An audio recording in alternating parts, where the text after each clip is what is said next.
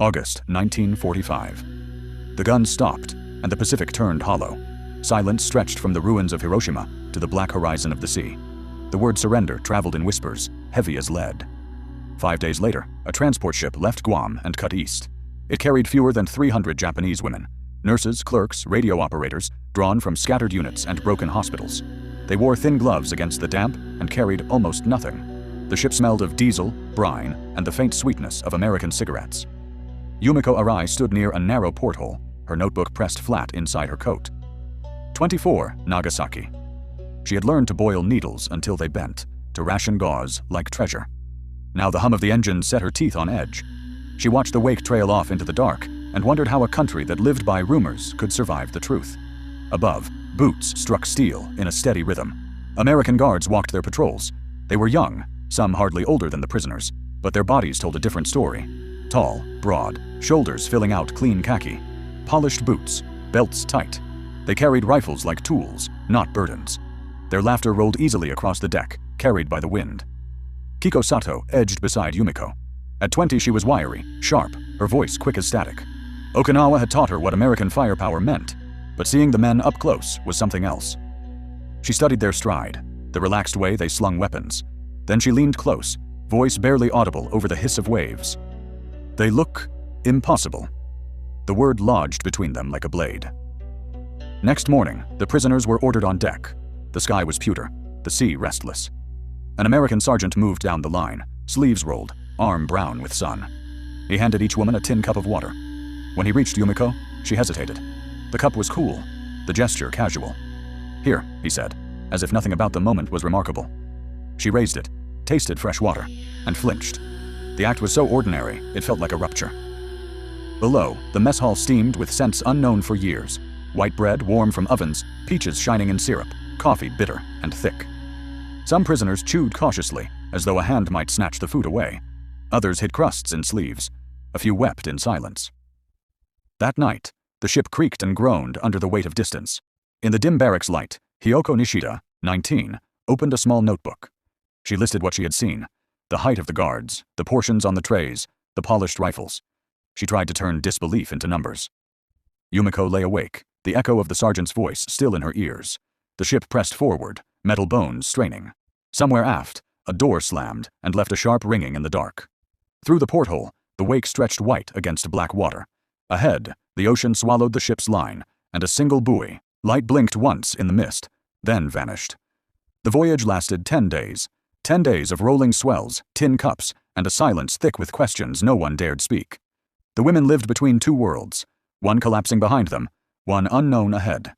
Meals arrived with stunning regularity. White bread, soft as clouds, canned peaches swimming in syrup, coffee dark and bitter, poured without measure. To women who had rationed a pinch of rice for days, the abundance was more violent than cruelty. Some nibbled cautiously, convinced it was a trap. Others ate quickly, then hid crusts in their sleeves, unwilling to trust. A few wept as they swallowed, tasting not sweetness, but betrayal. How can an enemy feed you better than your own nation? On the 10th morning, mist thinned, and San Francisco rose from the water. The prisoners pressed against the rails, staring through salt-streaked air. Towers of steel and glass cut upward. The red span of the Golden Gate arched across the bay, like a gate to another world. Below, rivers of trucks poured through the streets, honking, gleaming, endless. For many, it was the first time they had seen a Western city outside the warped images of propaganda. Kiko gripped the railing, her face pale. They told us America was collapsing, she whispered. Then what is this? Disembarkation was brisk. Guards led them down the gangplank, then onto waiting trains. The cars rattled eastward, iron wheels clattering a steady beat beneath their feet. Through the windows, a panorama unfolded that no lie could conceal. Fields of wheat spread like oceans, orchards bent with fruit, pastures stretched wide, dotted with fat cattle grazing under an open sky. Every mile mocked what they had been told. They remembered the slogans, America starving, America weak. But at each small station, children waved at the passing cars, rosy-cheeked, sturdy, their clothes unpatched. Hiyoko Nishida scribbled furiously in her notebook, her breath fogging the glass. If this is the land of a dying race, she wrote, then the world has turned upside down. The rhythmic hammer of the wheels became unbearable proof. The women sat stiff-backed, eyes glued to the windows, unable to look away. Each sight was a fresh blow. the barns bursting with hay, the endless convoys of trucks on distant roads, the clean steel bridges flashing in the sun. In the corner of one car, Yumiko clutched her notebook. She remembered the hospital in Nagasaki, the blackened bandages boiled until threadbare. Now she counted supply trucks on the road and felt her stomach twist. If America could lavish such plenty on its countryside, what had it poured into its armies? The train thundered deeper inland. Dusk fell, painting the sky crimson, and the lights of small towns blinked alive, string after string, unbroken. Inside the car, no one spoke. The only voices were the steel wheels and the breath caught in their throats. By the time night swallowed the fields, one truth had taken root. The propaganda wall had cracked. No whispered theory could explain away cities of glass, rivers of trucks, orchards bending under fruit. The train pressed on through the dark. Each mile was not just distance. Each mile was betrayal made visible. The train stopped in the heart of Wisconsin, its wheels hissing steam into the crisp autumn air. The women were led off in silence, boots crunching on gravel, eyes darting to the pine forests that ringed the horizon. Beyond the trees lay their new prison, Camp McCoy. They braced for mud pits and barbed wire, for cruelty delivered with deliberate hands.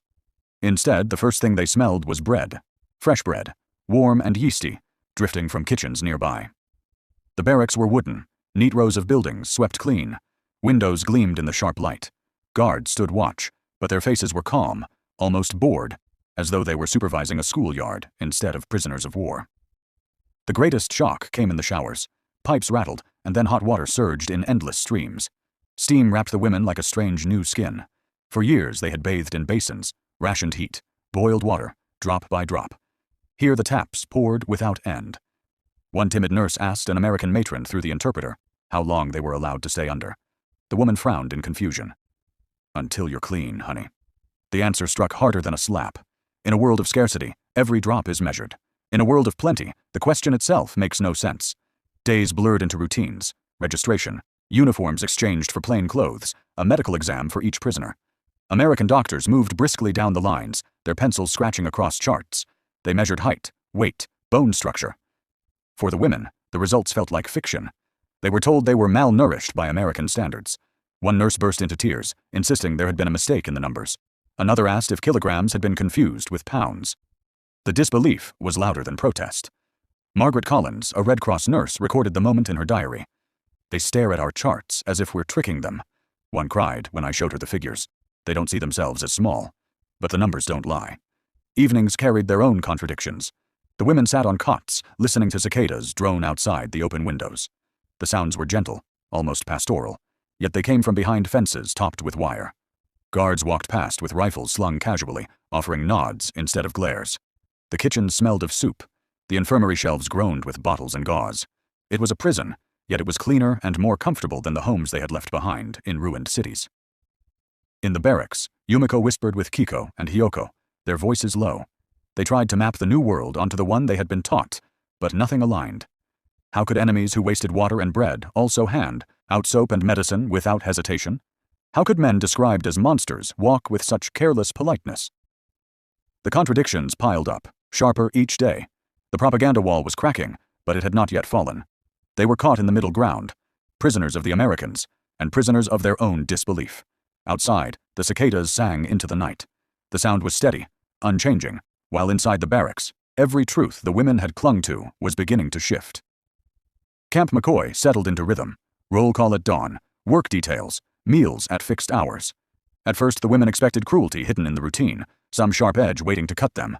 Instead, they found something harder to bear, abundance that never ended. For Yumiko Arai, now assigned to the infirmary, the assault was constant. Cabinets lined with gauze, drawers filled with fresh syringes, bottles of antiseptic opened for the smallest scratch, and penicillin, vials upon vials, stacked as if they grew on trees.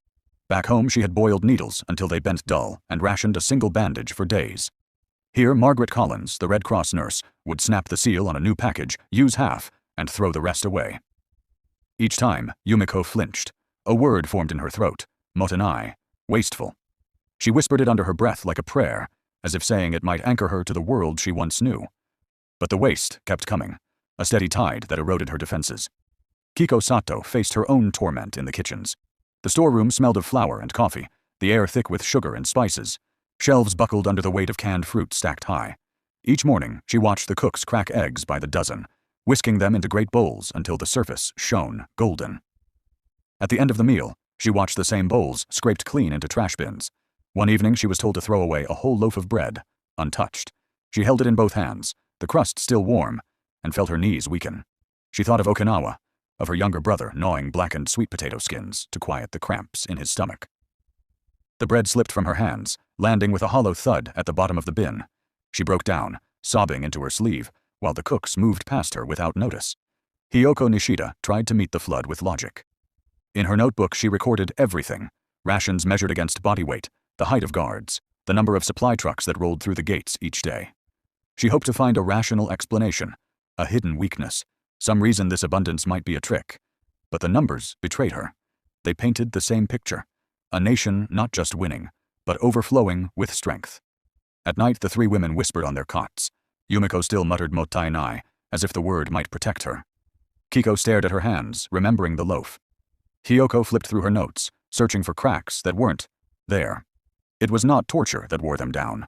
Torture they could have resisted, even united against. What broke them was casual, relentless plenty. The ease with which Americans discarded what the Japanese would have killed for. The quiet message of it all was unbearable. We can waste because we have more than you can imagine. Outside, trucks growled through the gates, their headlights sweeping across the barracks.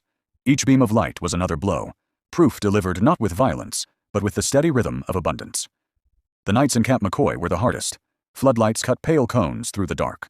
Guards' footsteps passed in steady rhythm, then faded. Inside the barracks, silence pressed close until the whispers began. They whispered because they could not remain silent. The abundance, the kindness, the endless supplies, none of it fit. Their minds clawed for explanations, building flimsy walls of denial where the propaganda walls had already crumbled. Actors, one nurse said. These guards are not real soldiers. They were chosen for their size. They march in front of us like props in a theater. Another insisted the food was staged. They fatten us before interrogation, before labor. Wait. You will see. The whispers floated in the dark, fragile threads of certainty to cling to. For women who had survived years of hunger and bombing, it was easier to believe in deception than in abundance. But each day, the theories weakened. The guards remained the same, brisk, polite, distant. The kitchens kept producing bread, coffee, butter. The showers kept running hot. No cruelty followed. No hidden trap sprang. One evening the contradictions sharpened. Supply trucks arrived from nearby towns. The women crowded the windows, straining to see the drivers. These were not soldiers. They were farmers, carpenters, clerks. Ordinary men in work clothes, laughing as they unloaded crates. And yet they were tall, broad, healthy, stronger than the finest Japanese officers the women had ever seen. The whispers faltered. No stage could explain ordinary civilians looking like this. Hiyoko closed her notebook with a snap. She had tried to keep the theories alive, to let numbers prove them wrong. But the math was relentless. The guards were strong. The rations real. The trucks kept coming. The deception story was breaking under its own weight. For Kiko, the doubt was unbearable. She lay awake, staring at the rafters, replaying her brother's thin face in Okinawa, and comparing it to the driver who had laughed while tossing sacks of flour onto his shoulder as if they were feathers. She pressed her hand against her ribs, counting the bones. Yumiko whispered the word she could never silence. Mottainai. She said it to herself in the dark, as if it might protect her from the flood of contradictions. But even that word was losing its power. Torture would have united them, hardened them. Brutality would have confirmed every lesson drilled into them. But this relentless decency, this casual strength, forced each woman into solitude. Every contradiction was faced alone, in the narrow space between heartbeat and breath. The whispers grew quieter each night, the voices less certain. Doubt had spread too far, and silence was heavier than talk. Outside, the Wisconsin night stretched wide and cold. A train whistle sounded in the distance, echoing across the dark fields. Another reminder of power and plenty moving easily through the land. Inside, three women lay awake.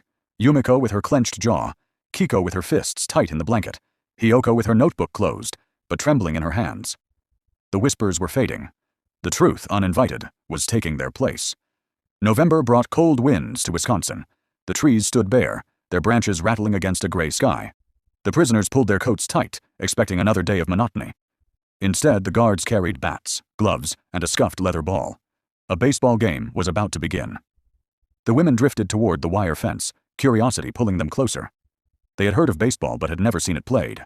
What unfolded before their eyes was not a game. It was a revelation. The crack of the bat split the air, sharp as a rifle shot.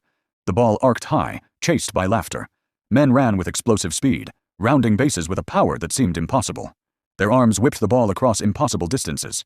Dust rose from the field, caught in the sunlight, as boots pounded the bases. Kiko gripped the fence, the wire pressing into her palms. Her throat tightened. She remembered the caricatures on classroom walls, stooped Americans, weak and clumsy. But these men were not cartoons.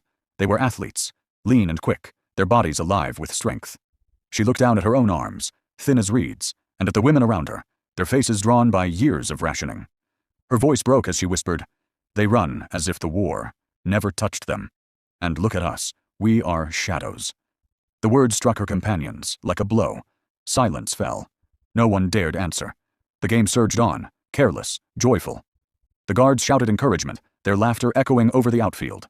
It was not the laughter of conquerors, but of men at play, men untouched by the hunger and desperation that had hollowed Japan. Each cheer drove the lesson deeper. Strength was not propaganda. It was right there, alive, undeniable. Hiyoko watched with her hands wrapped around the wire. For weeks she had filled her notebook with statistics, measuring guards, weighing rations, tracking trucks. Now no numbers were needed. The truth ran past her in living flesh, mass and velocity, muscle and bone. Spirit could not bridge this gulf. Her lips formed a single word she could no longer suppress. Lies. Yumiko stood rigid, her stomach twisting. In Nagasaki she had bandaged soldiers with hollow eyes and brittle frames, men who dragged themselves into clinics on broken feet. Those men had been praised as the pride of Japan. Now she compared them to the players on the field, sprinting effortlessly, laughing through the cold air. The contrast was unbearable. The game ended with a final cheer, the ball thudding into a mitt, the sound sharp and final. The players clapped each other on the back, shoulders easy, breath fogging in the late autumn light. Then they walked off the field as though nothing extraordinary had happened. But for the women at the fence, everything had changed. No staged meal, no ration card, no whispered denial could explain away what they had seen. This was not abundance measured in bread or soap. This was abundance written into the body itself. The field emptied. Dust settled. The fence remained cold beneath their fingers. In the silence after the last cheer, the women stood frozen, unable to turn away. October brought paper and pens into the barracks. The guards set out neat stacks, envelopes stamped with Red Cross seals. The women were told they could write home. For many, it was the first time in over a year. The order sounded simple. Yet when Yumiko Arai sat at her desk, pen poised over the page, her hand would not move. How could she describe this place? How could she write about bread that never ended, water that ran hot without pause, guards who laughed instead of snarled? To tell the truth would be cruel. To conceal it felt like betrayal. She thought of her younger sister in Nagasaki, still living among ruins. What words could she offer that would not wound? She tried to begin with facts. I am healthy. I am safe. But her pen hovered, shaking. At last she wrote one line, hoping her sister might glimpse the hidden meaning. I live in a place where the hot water never ends. Around her, the barracks buzzed with the same paralysis. Some women muttered about censorship, worried their words would be twisted. Others stared at blank pages, trapped between silence and revelation. For hours, the room was filled with nothing but the scratch of pens, hesitating, stopping, starting again. Kiko broke first. She pressed her pen hard, leaving grooves in the paper. Her letter was defiant, lines filled with coded patriotism, promises of loyalty to the emperor. She knew the Americans would read it, but the act of writing gave her relief, a way to shout into the void without sound. Hiyoko chose the opposite. She wrote in fragments, careful and spare, each line holding more unsaid than said. The guards sometimes smile. The bread is given freely. I cannot explain it. She left spaces between her sentences, hoping her family would hear the silence as loudly as the words. When the guards collected the envelopes, each bore a weight heavier than ink. The women had not written letters. They had written confessions disguised as routine. They had written to a homeland that no longer matched what they knew. That night, the unease deepened. They imagined their families reading these letters, shaking their heads, calling them corrupted or deluded. They pictured hungry children scoffing at tales of wasted bread, of endless soap. The gulf between their new reality and their old world yawned wider with every imagined reaction. In the dark barracks, the women whispered to each other again, softer than before. How can we tell them? Yumiko asked. No one answered. The truth was too sharp, too dangerous. Outside, frost settled on the window panes. A guard's boots crunched past on gravel. Somewhere in the camp, a stamp thudded down, marking each envelope with the same blunt word. Past. The letters began their long journey across the ocean, fragile bridges thrown toward a ghost world. Inside the barracks, the women lay awake, listening to the wind scrape against the walls. The sound was steady, indifferent, the same sound their families would never hear. Winter closed its fist around Wisconsin. The barracks shivered under snow that drifted high against the walls. The women wrapped themselves in thin coats, breath fogging in the air. Then came the announcement. There would be a lecture in the assembly hall. They filed in, rows of benches creaking under their weight. An American officer stood at the front, his voice steady, an interpreter repeating in halting Japanese. He spoke of factories, of shipyards, of endless convoys of trucks. Most of it washed over the women, until he mentioned aircraft. In 1944 alone, he said, the United States built more than 96,000 planes. The words dropped like a stone into water. For a heartbeat, silence. Then a gasp cut the air, sharp and involuntary. Hiyoko Nishida's pencil froze mid-stroke. She wrote the number carefully, her hand trembling. 96,000. Her mind moved quickly, running comparisons. She knew Japan's peak output. 28,000 planes, at best. Not a gap, an abyss. Her pencil slipped from her fingers and rolled across the floor. She didn't notice. She whispered to the woman beside her, her voice breaking. Then why? Why did they send us to fight? The room rippled with murmurs. Some shook their heads violently, whispering lies, exaggeration, trick. But most stared at the interpreter as if he had struck them. Numbers do not swagger. Numbers do not lie. For Yumiko, the figure unlocked every sight she had tried to dismiss. The convoys of trucks grinding into camp. The storerooms spilling with food. The steady supply of medicine. If America could build 96,000 planes in a single year, how could Japan have dreamed of victory? She closed her notebook and folded her hands, as if in prayer. Kiko clenched her fists until her nails drew blood. She remembered the slogans drilled into her. Yamato spirit can conquer any material weakness, but the equation before her was merciless. Spirit weighed nothing against steel. After the lecture, the women filed out into the snow, their shoes crunching in unison. The air was bitter, the sky colorless. No one spoke. The number clung to them, heavier than any chain. That night, the barracks were restless. Some tried to deny it still, hissing that America inflated its claims to break them. But even those words sounded hollow.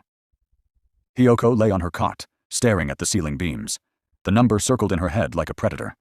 She thought of her notebook, filled with measurements. Guard's height, ration weights, truckloads counted by the day. Every observation fit the officer's words. The number wasn't an exaggeration. It was the missing piece. She pressed her palms over her eyes, fighting tears. The realization was not anger, but grief, vast and hollow. Their leaders had known. They had sent them anyway. Outside, the wind drove snow against the barracks with a low hiss. Inside, 3 women lay awake, one shaking, one whispering, one staring at the rafters. Above all of them, a number hung, in the dark, colder than the winter itself. The number lingered like frost in their bones. 96,000 planes in a single year. It silenced even the boldest whispers. Days passed, but the figure would not leave them. And slowly, grief turned into something sharper. For the first time, their anger shifted. It no longer pointed across the fence toward the guards. It turned back across the Pacific, toward Tokyo, toward ministers who had known, toward generals who had promised victory while condemning them to defeat. The barracks' murmurs changed. Gone were the theories of staged abundance or specially chosen giants. In their place came a more dangerous question. Why? Why had they been sent into an unwinnable war? Why had their families starved while factories in America poured out machines by the thousands? Some women could not bear it. They dug in deeper, clinging to the myth of spiritual superiority. They told themselves that America's plenty was hollow, that steel and meat could not match the Yamato soul. But the words rang empty, spoken more to themselves than to anyone listening. The breaking point came one frigid evening at roll call. Snow drifted across the compound, catching in the floodlight beams. Names were read aloud, voices echoing against the wooden walls. In the middle of the list, a woman snapped. Her name was Sachiko, a nurse who had stayed silent for weeks. She suddenly stepped forward, fists clenched, her voice tearing through the cold. "They betrayed us," she shouted in Japanese, her words echoing off the barracks. They knew. They knew we could never win, and they sent us anyway." Her cries carried into the night. The guards froze, stunned by the outburst. The prisoners stood rigid, their breath fogging in the light. No one tried to stop her. No one argued. Her grief was their grief. Her rage was their rage. Then silence fell, deep and final. Only the snow moved, swirling in the air. Sachiko crumpled, shoulders shaking, her face hidden in her hands. That night, Yumiko opened her notebook. Her hand was steady for the first time in weeks. She wrote line after line, each one peeling back a lie. They told us Americans were weak, yet I watched one man carry crates that would break 5 of ours. They told us America starved, yet I eat more in a single day here than my family did in a week. They told us America was decadent and broken, yet the children I see beyond the fence run tall and unafraid. She paused, the page filling with dark strokes of ink. Then she added the line she had dreaded. Every lie feels like another death. The women lay awake in their cots, listening to the wind batter the walls, each gust carrying the echo of Sachiko's scream. They were not just prisoners of America now. They were prisoners of a truth too heavy to bear, one that had shattered the shield of loyalty and left them naked in the cold. Spring crept slowly into Wisconsin. Snow melted into gray slush, and the barrack smelled of damp pine. The women carried the weight of betrayal in silence, but they had not yet seen the final proof. That proof arrived in envelopes, carried by Red Cross officials, reports and photographs from Hiroshima and Nagasaki. Rumors had reached them months before. A new bomb, a single flash that leveled entire cities. Some believed, most did not. But the photographs stripped away denial. They showed streets flattened into empty plains, buildings reduced to skeletons of steel, walls marked with ghostly silhouettes, human shadows burned into stone. Faces stared out of the frames, scarred beyond recognition, eyes hollow with pain. The women passed the photos from hand to trembling hand. No one spoke. Hiyoko Nishida dropped her notebook onto the floor. For months it had been her shield, filled with numbers and comparisons, cold logic against disbelief. But the photos were not statistics. They were flesh. They were children turned to ash, mothers holding nothing but air. Her hands shook too violently to pick the notebook up again. Yumiko froze when she saw the ruins of Nagasaki. One blurred image showed the collapsed streets near the cathedral. She recognized the shape instantly. The dome of Urakami, shattered, jagged against the sky. Her chest hollowed. She whispered, barely audible, "My home. My home is gone." Kiko stared at a photograph of a man with keloid scars twisting across his back. She turned away, pressing her fist to her mouth, her eyes wet. The silence that followed was not the silence of disbelief. It was grief, heavy and final. For days afterward, the camp moved as if under a veil. The guards spoke softly. Meals were eaten without a word. Even the laughter of children from the nearby town felt distant, muffled, out of reach. The realization sank in like ice. The same leaders who had lied about American weakness, who had sent them into a war already lost, were the ones who had refused to surrender. Their refusal had invited this apocalypse. Lies had not only broken faith, lies had burned cities to ash. One evening, as the sun dropped red over the melting snow, Kiko stood at the barracks window. The light stained the drifts crimson, the color of blood frozen in ice. She turned to her companions, her voice low but steady. "They took everything from us. Our brothers, our homes, our pride, all for a war they knew was a lie." She paused, eyes lingering on the clean barracks, the warm kitchens, the shelves of medicine. "If this is what defeat looks like," she said, "then what was our victory supposed to be?" Her words fell into the hush like stones into still water. No one answered. The barracks seemed to hold its breath. Outside, the last light drained from the sky. Snowmelt dripped from the eaves, one drop at a time, marking the silence with its steady rhythm. Winter loosened its grip. Snow shrank from the fields, leaving the ground dark and wet.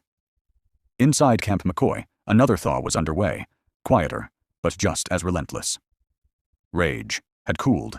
Despair no longer burned. In its place came a restless curiosity, a need to understand the enemy's world rather than deny it. For the first time, English no longer sounded like noise. It became a puzzle, a set of keys that might unlock how America had built such strength. Kiko Sato, once the loudest skeptic, was the first to change. She no longer muttered that the bread was staged, no longer dismissed the guards as actors. Each night she hunched over Red Cross primers and tattered newspapers, lips moving as she sounded out alien syllables. The work left her eyes hollow with fatigue, but her voice steady with purpose. When Yumiko asked why she pushed herself so hard, Kiko lifted her head, her gaze sharp. "If I can learn their words," she said, "maybe I can understand how they became this." The sentence struck Yumiko like a blow. Her own transformation was quieter. In the infirmary, she began to risk halting conversations with Margaret Collins. At first the words were simple, names of bandages, medicines, symptoms. Then her questions grew bolder. Could American women choose their husbands? Could they study like men? Could they refuse? Margaret answered with patience. Each reply unsettled Yumiko more deeply than any meal or medical chart. The idea of a woman as an individual, her choices her own, felt as vast and incomprehensible as America's factories. Yumiko began to realize that power was not only steel and fuel, it was freedom. Hiyoko, always the observer, let her notebook shift with the change. Where once she tallied trucks and rations, now she filled pages with reflections. Our defeat is not only military, she wrote one night. It is spiritual. We lived inside mirrors, shown only what our leaders wanted us to see. Here I see my own face for the first time. The evenings carried a new rhythm. Cicadas droned outside, the barracks smelled of pine, and the scratch of pencils filled the air. The women whispered words in English, awkward at first, then firmer. Freedom, bread, future. Each word was heavy, each one dangerous, each one a step away from the nation that had shaped them. The contradictions had broken through. Now came the harder task, learning how to live without the armor of lies. Kiko bent again over her primer, mouthing words by candlelight. Yumiko closed her eyes, replaying Margaret's voice in her head. Hiyoko turned another page, her handwriting steady as she tried to capture what could not be explained. Outside, the snowmelt dripped steadily from the barracks roof, marking the slow passage of time. Inside, the women sat awake, no longer soldiers, not yet free, but searching, each of them grasping at the language of a new reality. Summer 1946. The grass at Camp McCoy rose tall and green against the wooden barracks. The announcement came without ceremony. Many of the prisoners would be sent home. The words rippled through the camp like a shockwave. Relief should have followed. Instead, emotions, tangled into knots. Home meant family, familiar voices, the comfort of one's own soil. But home also meant ruin, firebombed cities, empty fields, a nation brought to its knees. Some women whispered of staying. They dreamed of finding a way to begin again in America, a country that had, in its strange abundance, dismantled their old selves and shown them another life. Others longed desperately for Japan, even if what waited there was rubble. On the night before departure, Yumiko, Kiko, and Hiyoko sat together beneath the harsh glare of floodlights. Insects hummed in the warm Wisconsin air. They spoke in low voices, words fragile as paper. I don't know how to reconcile it, Yumiko confessed.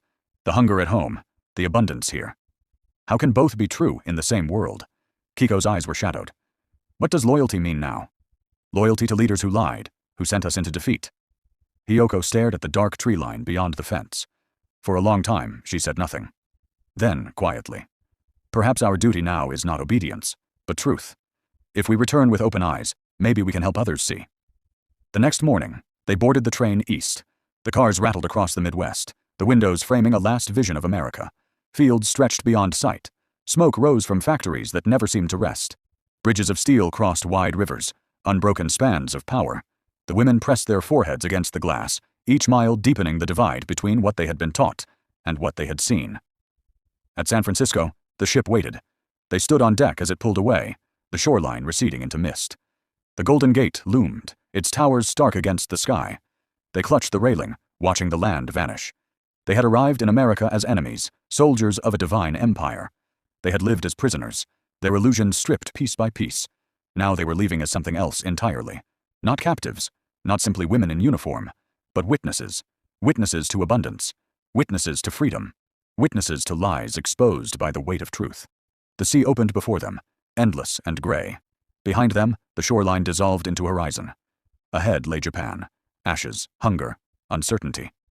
The three friends stood together in silence, the wind snapping their coats. Each carried the same invisible burden, to return not just with memories, but with testimony. The ship cut east across the Pacific, its wake spread wide, fading into the deep. On deck, the women stared at the last trace of America, unwilling to blink, as though keeping the sight alive would give them strength for what waited beyond the ocean. The story of the women of Camp McCoy is a quiet one. No medals, no parades, no battle flags torn in the wind. Their war was not fought on beaches or in skies. It was fought in the silence of barracks, in the smell of kitchens, in the shock of hot water pouring without end. Their defeat did not come with the crack of gunfire. It came with the taste of white bread, the sight of children laughing beyond a fence, the steady rhythm of supply trucks rolling through the gates. Each ordinary detail cut deeper than any bomb, because each one proved that the world they had been shown was false. For years they had lived in mirrors, fed reflections instead of truth. At McCoy, the glass shattered. Behind it was not a monstrous enemy, but a country built on plenty, on contradiction, on freedoms they had never imagined. The most devastating weapon was not steel or fire. It was the contradiction itself. A loaf of bread thrown away, a sergeant offering water without hesitation, a guard's laughter ringing across a baseball field. These things were small, almost trivial, yet they dismantled an empire's illusions more completely than shells or bombs. In that way, captivity became a strange form of liberation. Not freedom of movement, but freedom of sight. They no longer belonged fully to Japan, yet not to America either.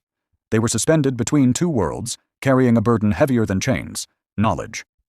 When the ship carried them back across the Pacific, they returned as something new. Not soldiers, not even prisoners, but witnesses. Living evidence of how lies collapse when exposed to simple, undeniable truths. Their testimony would be heavy, even dangerous. To speak honestly was to wound families already scarred by war. To remain silent was to betray the truth they had been given. Either choice was painful, but they had learned that pain was not the worst fate. Blindness was. In the end, their story is not about barracks or fences. It is about what happens when people are forced to confront a reality larger than the stories they were raised to believe. It is about the quiet collapse of certainty and the fragile birth of doubt. And so the women carried their burden home. Some wrote carefully worded letters. Some spoke cautiously to friends. Some remained silent, haunted. But each of them, in her own way, held within her the proof that strength is not measured only in armies or weapons. Strength lives in the relationship between a nation and its truth.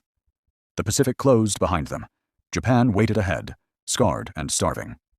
Between the two shores, on the deck of the ship, the women stood at the railing, the sea wind in their hair.